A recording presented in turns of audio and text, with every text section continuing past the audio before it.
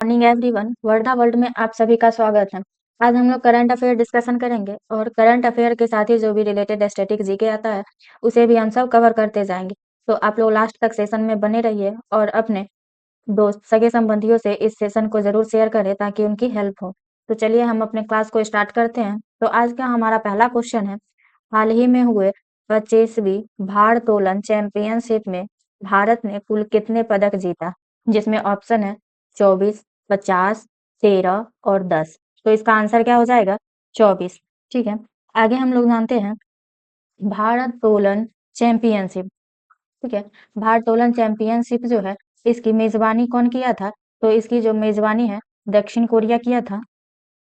दक्षिण कोरिया किया था। ठीक है। इसके बाद इसमें आगे देखें कि भारत ने कितने पदक जीते, तो टोटल 24 पदक जीते, जिसमें अगर हम बात करें कि स्वर्ण पदक टोटल कितने जीते, तो टोटल 8 स्वर्ण पदक और रजत पदक 10 और कांस्य पदक जो है इसमें 6 जीते। ठीक है। इसके बाद आता है कि ये 25वीं भारोत्तोलन चैंपियनशिप में पहले स्थान पर जो है कौन सा देश रहा, तो ये जो है फर्स्ट स्थान पर चीन रहा और सेकेंड स्थान पर जो है वो इंडिया रहा।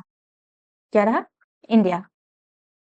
ठीक है। इसी के साथ हम लोग आगे बढ़ते हैं और अपने अगले क्वेश्चन की ओर चलते हैं। तो हमारा अगला क्वेश्चन क्या है, हाल ही में हुए शांतिपूर्ण देश की सूची जारी हुआ है, वह कौन सी संस्था जारी करती है? जिसमें ऑप्शन है जीपीआई, एनजीओ, आईएमएफ और डब्ल्यूटीओ। तो इसका आंसर क्या हो जाएगा? जीपीआई। ठीक है।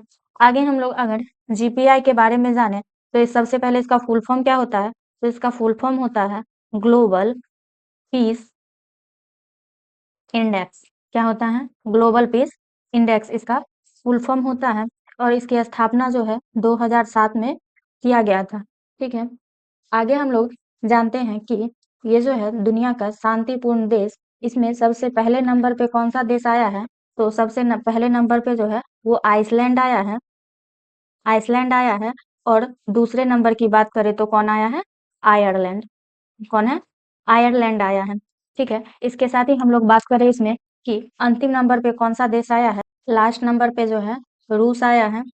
ठीक है। जो कि कितने हैं? तो 163वें स्थान पे है।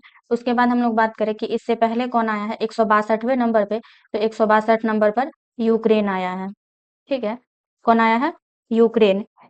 आगे हम लोग अपने ऑप्शन की ओर चलते हैं और ऑप्शन के बारे में कुछ जानकारी देख लेते हैं। तो हमारा ऑप्शन क्या है? एनजीओ। तो एनजीओ के बारे में जाने तो पहले तो इसका फुल फॉर्म क्या होता है? तो इसका फुल फॉर्म होता है नॉन गवर्नमेंटल ऑर्गेनाइजेशन।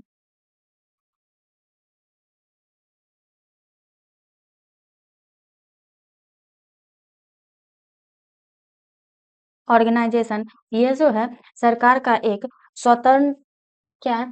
तो सरकार का एक गैर संस्कारी सॉरी ये जो है सरकार का एक गैर सरकारी संस्थान है जो सरकार का स्वतंत्र रूप से हेल्प करता है। क्या करता है? स्वतंत्र रूप से हेल्प करता है। इसके बाद हमारा अगला ऑप्शन क्या है? आईएमएफ।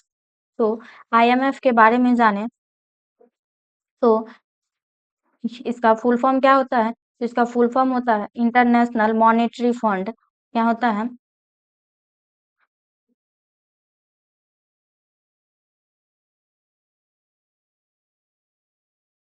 मॉनेटरी फंड इसका फुल फॉर्म होता है। आगे हम लोग अगर इसके कार्य के बारे में जाने तो ये जो है वैश्विक वृद्धि दर से रिलेटेड जो भी इंफॉर्मेशन होता है उसे कलेक्ट करता है।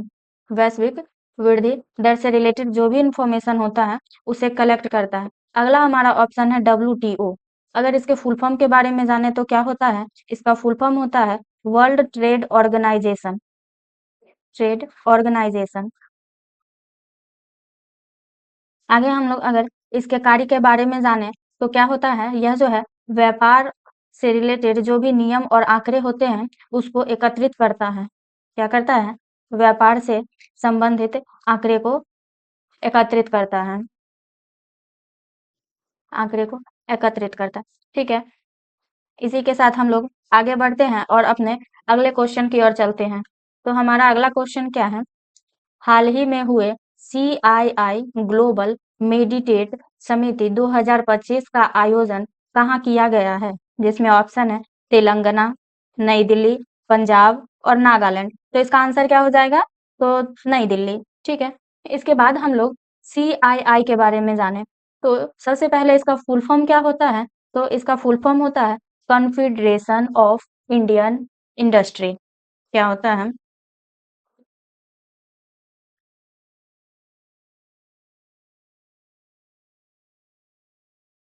Indian industry. इंडस्ट्री। आगे हम लोग जाने कि CCI ग्लोबल जो है मेडिटेट समिति 2025 का आयोजन कब किया गया है? तो इसका आयोजन जो है 29 अगस्त 2025 में इसका आयोजन किया गया है, जो कि 17वां संस्करण है। ठीक है। आगे हम लोग इसके थीम की बात करें तो ये जो है स्वास्थ्य और तकनीकी नवाचार को बढ़ावा देना इसका थीम था। क्या था? स्वास्थ्य और तकनीकी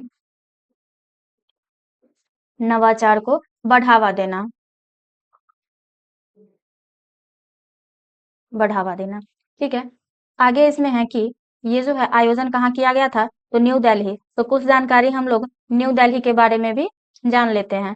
तो न्यू दिल्ली क्या है? तो भारत की राजधानी है। ठीक है। आगे हम लोग अगर न्यू दिल्ली के बारे में जाने तो ये किस नदी के किनारे बसा हुआ है? तो ये जो है यमुना नदी के किनारे बसा हुआ है। ठीक है। इसके बाद हम लोग अब जाने कि यहाँ के वर्तमान सीएम कौन है? तो यहाँ के वर्तमान सीएम श्रीमती रेखा गुप्ता है। कौन है? श्रीमती रेखा गुप्ता। रेखा गुप्ता। इसके बाद हम लोग अगर राज्यपाल की बात करें तो यहाँ के वर्तमान राज्यपाल विनय कुमार सक्सेना है। कौन है? विनय कुमार सक्सेना यहाँ के वर्तमान राज्यपाल है। तो आप लोग जरूर बताइएगा कि आप लोग को ये पूरा डिटेल कैसा लग रहा है। तो ठीक है, इसी के साथ हम लोग आगे बढ़ते हैं और अपने अगले क्वेश्चन की ओर चलते हैं। तो हमारा अगला क्वेश्चन क्या है? तो हमारा अगला क्वेश्चन है हाल ही में हुए क्या है? हाल ही में एडुकेट गर्ल 2025 मैग्सेसे पुरस्कार जीतने वाला पहला भारतीय संस्थान कौन बना? जिसमें ऑप्शन है एनजीओ, टाटा, रिलायंस और इंडिगो। तो इसका आंसर क्या हो जाएगा? तो इसका आंसर होगा एनजीओ। ठीक है। आगे हम लोग अगर जाने कि ये जो है एडुकेट गर्ल 2025 इसका फुल फॉर्म क्या होता है? तो इसका फुल फॉर्म क्या होता है? Foundation to educated girl globally. क्या होता है?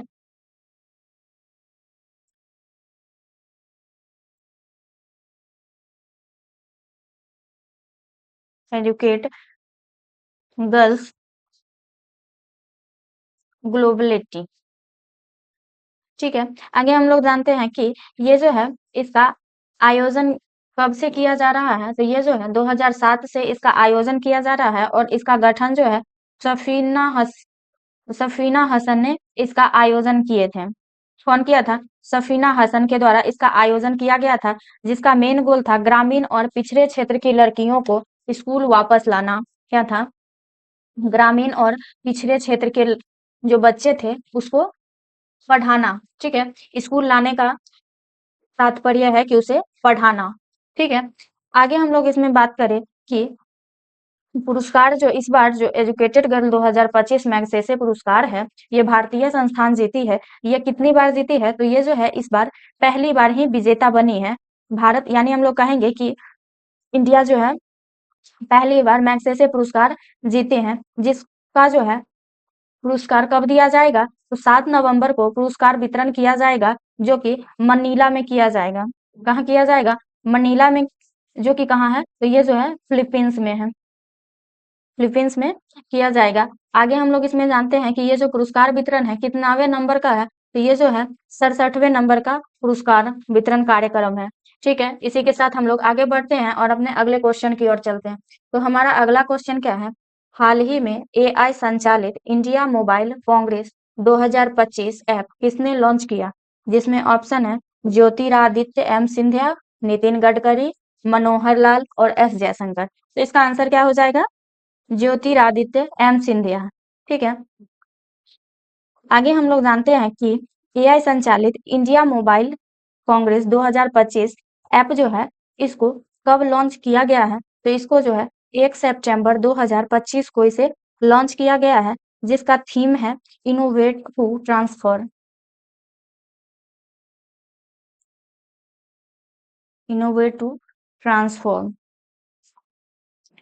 ठीक है, आगे हम लोग इससे जानते हैं कि इसका आयोजन कब किया जाएगा। तो इसका आयोजन जो है 8 से 11 अक्टूबर के बीच इसका आयोजन किया जाएगा। कब से? 8 से लेकर 11 अक्टूबर तक इसका आयोजन किए जाने की संभावना है। ठीक है, इसके बाद हम लोग जाने कि इसका ये जो है इसे किस जगह पे स्टार्ट किया जाएगा। तो ये जो है यशोभूमि कन्वेंशन सेंटर में इसका आयोजन किया जाएगा, जो कि कहाँ है? तो दिल्ली में। कहाँ है? कन्वेंशन सेंटर में इसका आयोजन किया जाएगा, जो कि कहाँ है? तो ये जो है दिल्ली में है। ठीक है, अगर आप लोग को ये सेशन अच्छा लग रहा होगा तो आप लोग चैनल को लाइक शेयर सब्सक्राइब जरूर करें। इसी के साथ हम लोग आगे बढ़ते हैं और अपने अगले क्वेश्चन की ओर चलते हैं। तो हमारा अगला क्वेश्चन क्या है? हाल ही में प्रधानमंत्री द्वारा यशोभूमि सेमीकॉन इंडिया 2025 का उद्घाटन कहाँ किया जाएगा? तो नई दिल्ली में। कहाँ किया जाएगा? तो इसका जो है नई दिल्ली में उद्घाटन किया जाएगा। ठीक है, ये कब इसका किया जाएगा उद्घाटन? तो 2 सितंबर से लेकर 4 सितंबर तक इसका आयोजन किया जाएगा, जो कि 4वां संस्करण है। क्या है? चौथा संस्करण है। अगर इसके थीम की बात करें तो इसका थीम क्या है? तो इसका थीम है building the next semiconductor power house. Building the next semiconductor power house इसका फुल फॉर्म है।